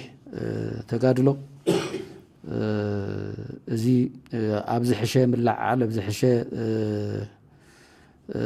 ምድላዋት ኮይኑ ይፍጽሞ ስለ ዘሎ እቲ ሰራዊትና ብኡ ልክዕ እቲ ሞራሉ እቲ ድልየቱ እቲ ወንኡ ናልዓለ እዩ ዝኸድ ዘሎ ሓቂ ንምዝራብ ኣብ ዝሓለፈ ቃልስና 7-8 ወርሒ በረኻ እናሃለና ግዜ ረኺብና ምስ ህዝቢ ክንዘራረብ ግዜ ረኺብና ክነስልጥን ግዜ ረኺብና ውዳበታትና ክነመሓራሪ ግዜ ረኺብና ኩሎም ዝሕሹ መማረፅታት ክንማኸር ዝኽእለና ኩነታት ይነበረን ህዝብና ተባታቲኑ በብ ዘለዎ ክገብሮ ዝኽእል ነገር ገይር እዩ ነዞም ፀላእቲ እዚኦም ወቂዕ ኣብዚ ሕጂ በፂሕዎ ዘሎ ደረጃ በፂሕ ዘሎ ሕጂ ካብኡን ላዕሊ ከም ህዝቢ ክንመኻኸር ካብኡን ላዕሊ ክንዛተ ካብኡን ላዕሊ ክስልጥን ካብኡን ላዕሊ ኩሎም ክንገብሮም ንኽእል ነገር ከም ተጋሩ ክንዘራረብን ክንስልጥንን ክንመኻኸርን ዝኽእለና ኩነታት ስለ ዘሎ እቲ ዓቕምታትና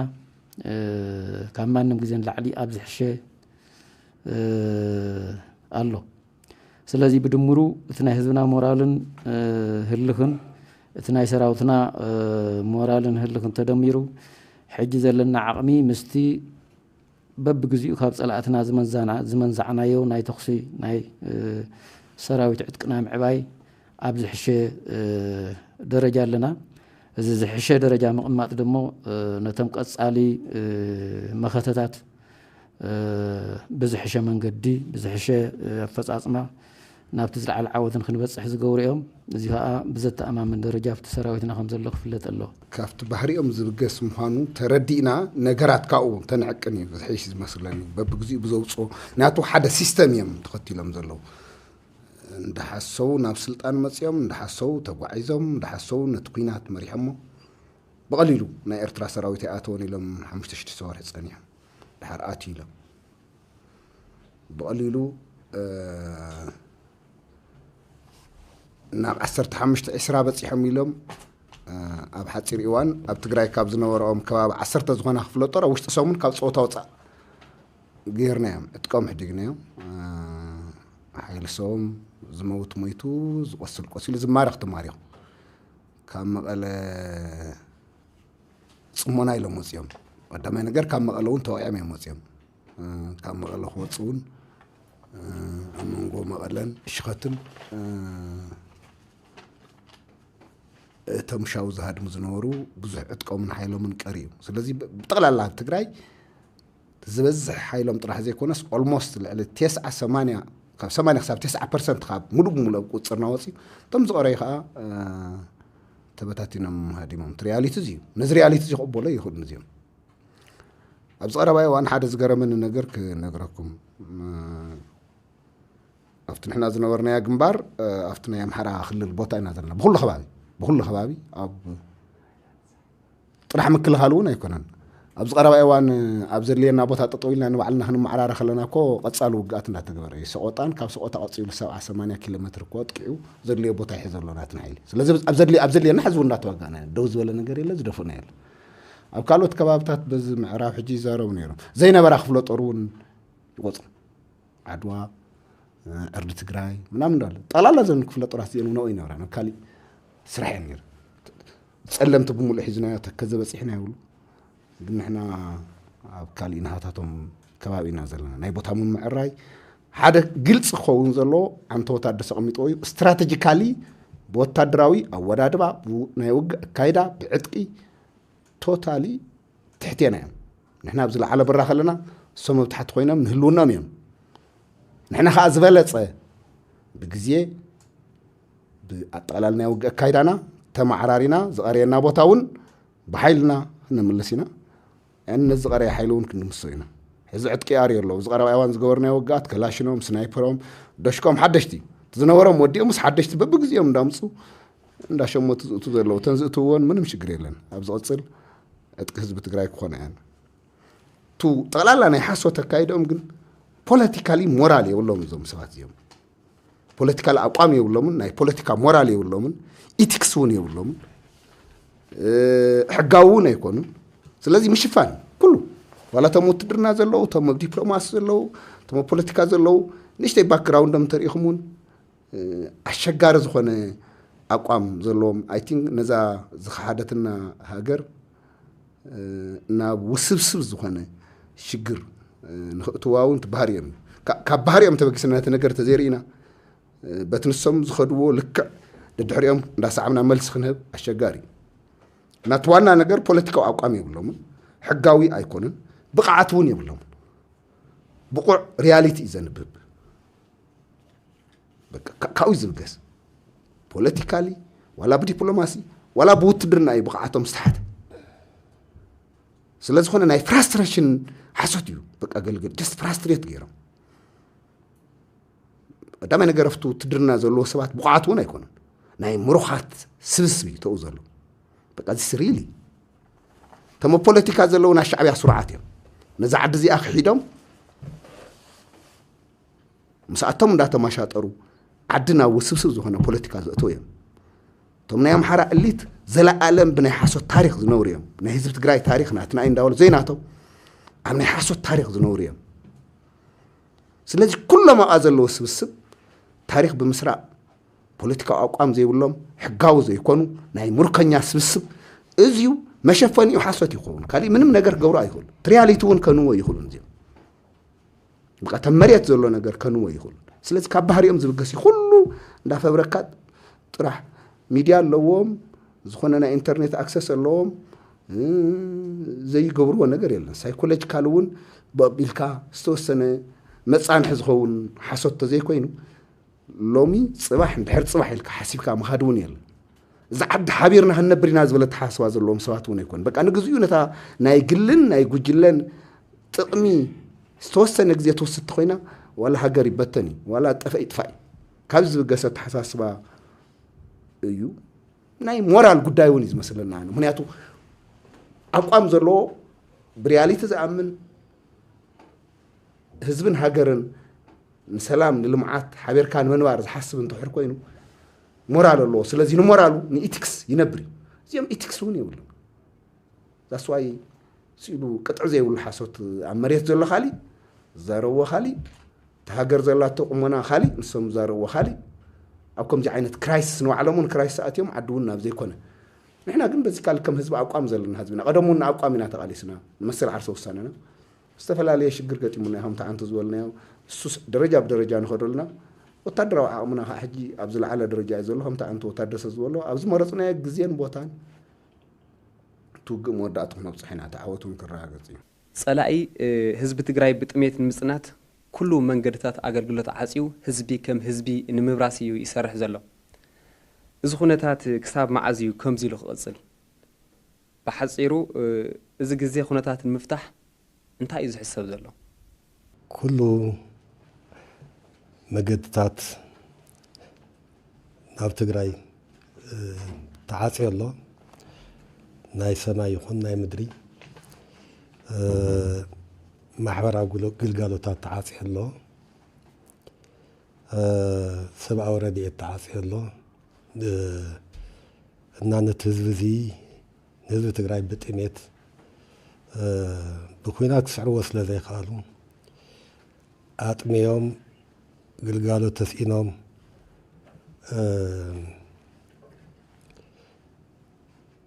كتفوا ويم سعر ذلو ذي قلتي ذي يصح الله بدي يصح الله من هذا زراي عفيقة كتقتله كتطفو تدلي هذا السئيل تطفى الله دو زبل ክበል ኣሎ ከምኡ ዓይነት ተኣሽሞ ኣሎም ሓደ ግዜ ኣብ ዝሓለፈ ኣብ ውግእ እውን ከምኡ ገበሩ ይፍትን እዮም ብድሕሪት ብቅድሚት ይዓፅው እሞ ካብ ክንዲ ገለ ዝኾነ ሓይሊ ሰብኡ ደምሲስና ዝብል ዜና ከብል ይሓስቡ ኣብቲ ዝሓለፈ ግዜ ብጋሸናን ቀበሮ ሜዳን ዝገበርዎ ዝመከርዎ ነገር ንሱ ነይሩ ዳሓራይ እውን ቀበሮ ሜዳ ከባቢ ወልድያ ንመርሳ ዝገበርዎ ፈተነ ንሱ ነይሩ ሕጂ እንታይ እዩ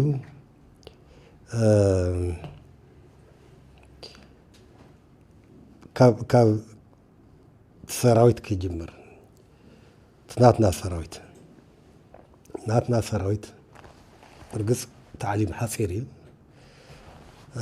ዩኒፎርም የብሉን ክዳኑ ሕማቕ እዩ ዝተፈላለየ እዩ ዝረኸቦ ካብ ገፅ ሒዝቦ ዝመፅእ ክዳን ምስ ተኸደነ እዩ ዘሎ ጫምኡ ዝወደአ እዩ ዝተፈላለየ እዩ ክትሪኦ ከለካ ዩኒፎርም ስለ ዘይኮነ መደበኛ ዓይነት ውግእ ክዋጋ ዝኽእል ይመስለካን ዘይፈለጥዎ ግን ኣለዎ ሓደ እዚ ካብቲ ዓመታት ወሲድካ ዝህነፅ ሓደ ናይ ሰራዊት ቫልዩ ክብሪ እንታይ ተፀማማይ ምኳኑ ሽግር ከኣላይ ምኳኑ ጅግንነት ወዘተ ዝብሉ ብዙሕ ፃዕሪ ጌርካ ዝብሉ ፐርሰቨራንስ ኢንዱራንስ ወዘተ ዝብልዎም ነገራት ማለት እዩ እዚኦም ክታንፅ ኢኻ ተብል ሕዚ መንእሰይ ሰራዊት ካብ ህዝቢ ትግራይ ወፂኡ ህዝቢ ከምኡ እዩ ህዝቢ ትግራይ ነገራት ከም ዝሓልፍ ይፈልጥ ተፀማማይ ከኣላይ ሽግር ዝፀውር ተስፋ ዘይቆርፅ ፅባሕ ተስፋ ዝገብር ኩሉ ሻብ ተስፋ ቅድሚ ዝረኣዩ ህዝቢ እዩ ፅልምትምት ዝብሎ ኮይኑ ስለዚ ዕፅውፅ ምስ ኣበልካዮ ተስፋ ቆሪፁ እንታይ ከም ዝገብር ዓቕሉ ዝፀብዖ ዓይነት ህዝቢ ኣይኮነን ኣይፈለጥዎን ጠቕላላ ኣይተረድዎን ነዚ ህዝቢ ኣይፈለጥዎን ገና ናፅንዕዎ ኣፅኒዖም ከይወድኡ እዮም ክውድኡ ዞም ሰብ እዚኦም ሰራዊት እዚ ኣብ ከምኡ ዓይነት ኩነታት ገጢሞ እውን ዘለዎ ፅንዓት ዘለዎ ተፀማምነት ኩነታት ተሸኪሙ ናይ ምሕላፍ ወስታይ ኣቢል ኣብ ውግእ እውን ክምክርዎ ዘይግባእ ነገር ሞኪሮም ዘን ግልብጥፍጥ ኢሎም እዮም ኣቢሎም ልዕልነት ዘለዎ ሓይሊ ተኽሰ ሰሊፎም እውን ድሕሪ ፋሕ ብትኖም እዮም ወፂኦም ጋሸና ዘጋጠመ ንስ እዩ ኮሮም መርሳ ብድሕሪ ተቆሪፆም ዘጋጠሞም ንስ እዩ ቀበሮ ሜዳት ድሓር ዘጋጠሞም ንሱ እዩ ዘይሙከር እዮም ዝምክሩ ሕጂ ኣብ ወታደራዊ ጥበብ እውን ዝበሃል ነገር ኣሎ ገና ካብ ቅድሚ ልደት ክርስቶስ ጠቢባት ዝነበሩ ከም ሳንዙ ዝብልዎም ሰራዊትካ ብሕታዊ መማረፂ እዩ ዓወት ጥራሕ ከም ዝኸውን ጌርካ ሰልፎ ካብኡ ምውፃእ ዘይከኣል ምኳኑ ጌርካ ሰልፎ ዝብል ነገር ዘን ዓወት እዩ ዘምፅእ ከምኣ ገይሮምና በዓልና ኣይኮናን ጌርና ከምኣ ገይሮምና ብሕታዊ መማረፂና ዓወት ምድምሳስ ጥራሕ ከም ዝኸውን ገይሮምና ኣብተን ውጋእ ዝሓለፋ ጌርና ልፍስፍስ ሰራዊት ሒዝካ ዝግበር ዝሕሰብ እውን ኣይኮነን ዘይፃወር ሰራዊት ሒዝካ ዝፅመም ሰራዊትን ኣመራን ሒዝካ ዝሕሰብ ኣይኮነን ስለ ዘይፈልጡና ደጋጊሞም ሞኪሮም እታ ውፅኢታ ድማ ንሶም ተበንጭሮም ንሶም ተደምሲሶም ኣብተን ውግኣት እውን ሰሜን ኣነ ኣብዚ ሰራዊት እዚ ኣብዘን ዝሓለፋ 8 9 10 ተዋርሕ ፅዒርና ሃኒፅናዮ ኢና ዝባልዩ እዚ ዝብል ነገር ኣየብለን ክንደይ መዓልቲ ከም ዘሰልጠና ይፈልጣይን ገገሊኡ 5 መዓልቲ ሰልጢና ብግዝኣቶ ገገሊኡ 10 መዓልቲ ታዝና ሕታ ኣብ መጨረሻ ካብ መቐለ ምስ ምውፃእ ዝተበለተ ካበይ ዳ ኣምፅዎ እዚ ከምዚ ዓይነት ክብሪ ከምዚ ዓይነት ቫልዩ ኣብ ህዝቢ ዘሎ እዩ ካብዚ ህዝቢ እዚ ዝመፀ ሰራዊት መንእሰይ ስለ ዝኾነ እዩ ነቲ ህዝቢ ድማ ሕጂ ከምኡ ገይሮም ኣሎ በቲ ሓሳፅዮም እዚ ለሚና ከም ዘይንፈትሖ ንፈልጥ ኣፀቢና ለሚና ዝኽፈት ነገር የለን ብለሚና በጃኹም ደወሉልና ኢልና ዘይንፈትሖ ምዃንና ንፈልጥ እዩ ብሓይልና ከም ንሰውሮ ድማ ንኣምን ኢና ክንሰውሮ እያ ድማ ከምዚ ኢሉ ዝፀንሕ ነዊሕ ግዜ ዝፀንሕ ነጠቕላላ ዝፀንሕ ንሓፂር ግዜ ከምዚ ኢልካ ምፅናሕ ከምዘይከኣሉ ንፈልጥ ኢና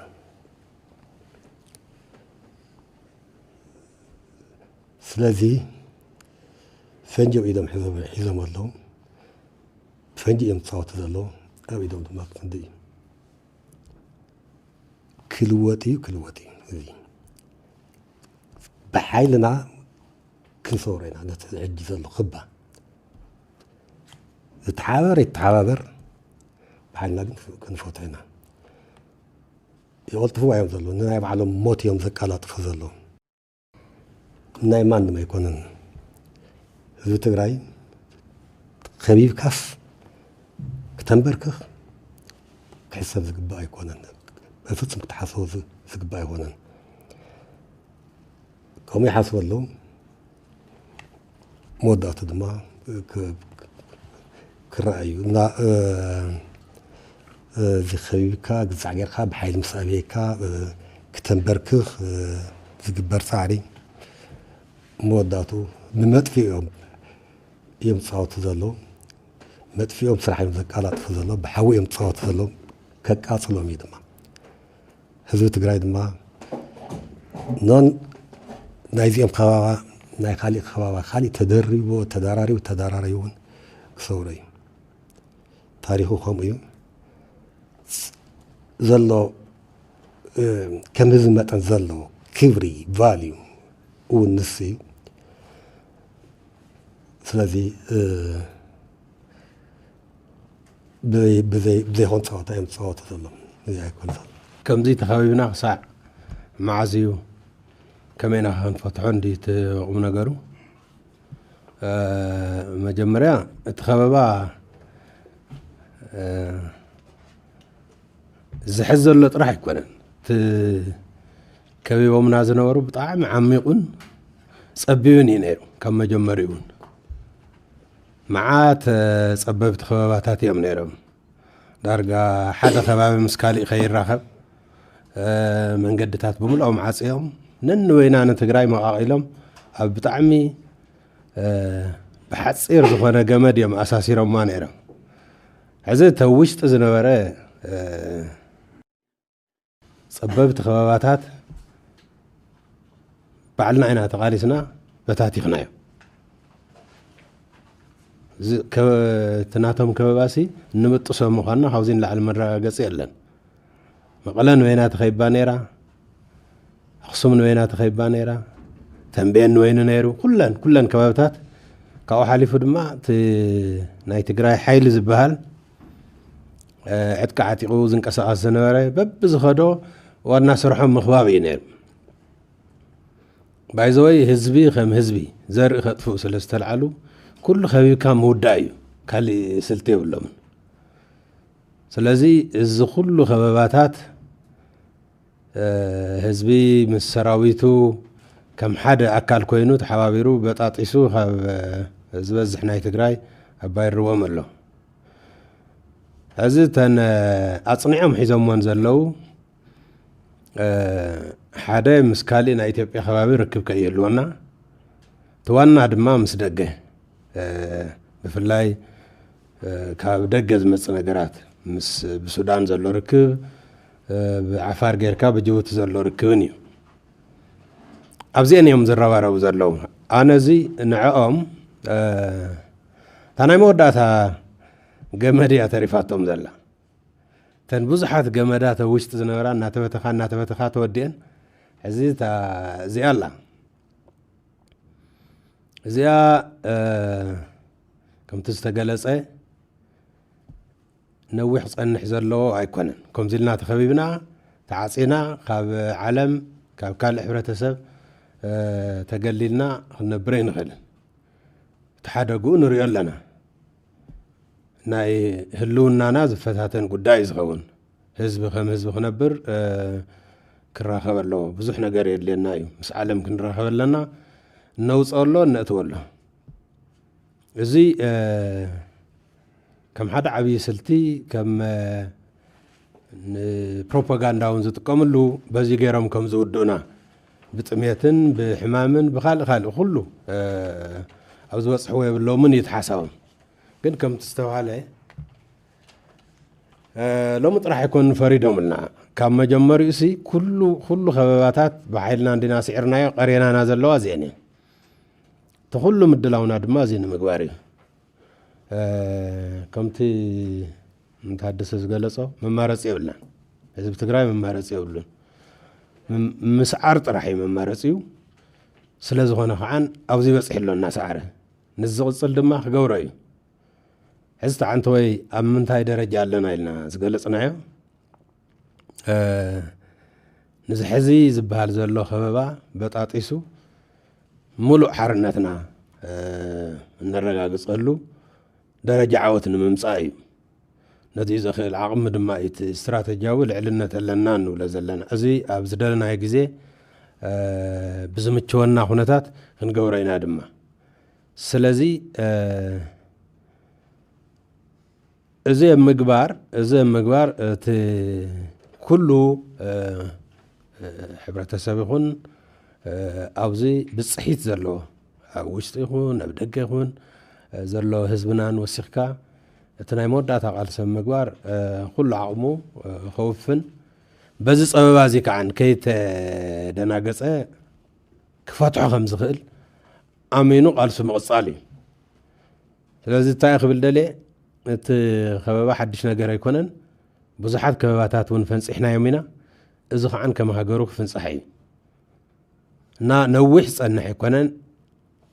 ቃልስና እውን ኣጠቓላለ ንምስዓር ዘይኮነስ ኣብ ሓፂር ግዜ ንምሕፃር እውን ትፀገም ኣብ ሓፂር ግዜ ፈቲሕካ ተዓወት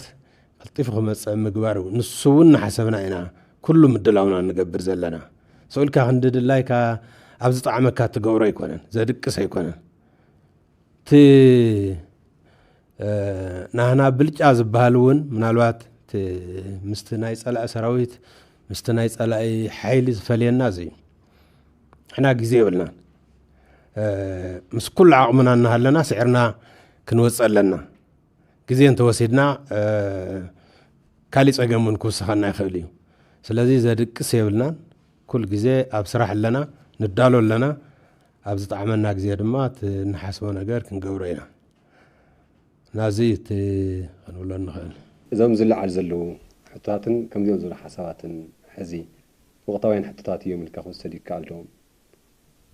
ካብዚ ተወሳኺ እቲ ሕዚ ኣብ ባይታ ዘሎ ሰራዊት ትግራይ ይኹን ብሓፈሻ ዝካየድ ዘሎ ቃልሲ መራሒኡ መን እዩ ናይ ሰራዊትና ወላድባ እንተልእኹም ከታ እዩ ዝመስል ኢልካ ክወሰድ ይከኣል መንግስቲ ትግራይ ናይ ህዝቢ ትግራይ ተቋሚ ኣብ ናይ ህዝቢ ትግራይ ጉዕዞ ዝለዓለ ታሪኻዊ ሓላፍነት ካብ ዝተሸከሙ ፖለቲካዊ ፓርቲታት ኣብዚ ዓዲ ዘለዎ ከዓ ቲፒኤልኤፍ ሕወሓት እዩ ንብሄራዊ ክብርን ነፃነትን ህዝቢ ትግራይ 17 ዓመት ሙሉእ ክቃለስ ከሎ ናይ ብዙሓት ጀጋኑ ተጋሩ መስዋእቲ ዝተኸፈለሉ ውድብ እዩ ንኩላህና ተጋሩ እዚ ከም ሓወልቲ ኣኽሱም ክንንከባኸቦ ዘለና ኦርጋናይዜሽን እዩ ኩላትና ዝእዘዘና መንግስቲ ኣለና እዚ መንግስቲ እዚ ከዓ ህዝቢ ትግራይ ዝመረፆ መንግስቲ እዚ ክፍለጥ ኣለዎ ብደንብ እቲ መንግስቲ ይመርሕ ኣሎ እቲ ፖለቲካዊ ቃልሲ ሰራዊት ድማ ናይቲ ፖለቲካዊ ቃልሲ በሊሕ ጫፍ ኮይኑ ተልእኽኡ ይፍጽመሉ እቲ ሓድነት